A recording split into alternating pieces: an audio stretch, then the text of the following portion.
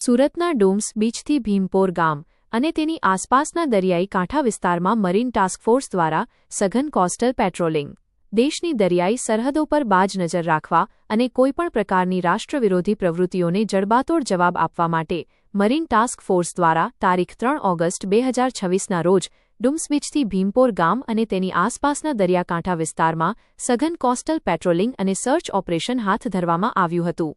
Marine task ફોર્સના ADGP Shri Amit Vishwakarma અને ડીઆઈજીપી શ્રી એમ મુનિયા તથા મરીન ટાસ્ક ફોર્સ હજીરાના પોલીસ અધિક્ષક અને marine sector commander Shri S.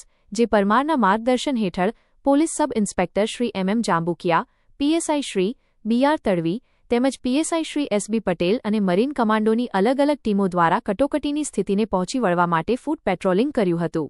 કમાન્ડોઝ દ્વારા દરિયાકાંઠાની અવાવરૂ જગ્યાઓ, શંકાસ્પદ ઝાંડી ઝાંખરા અને તમામ સંભવિત છુપાવવાના સ્થળોને ખૂંદી વળવામાં આવ્યા હતા.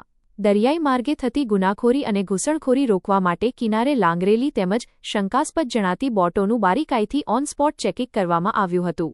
આ વિસ્તારમાં ફરતા શંકાસ્પદ ઇસમોને અટકાવીને તેમની પૂછપરછ પણ કરવામાં આવી હતી. HX24 ન્યૂઝ ગુજરાતી સાથે જય બગિયા, સુરત.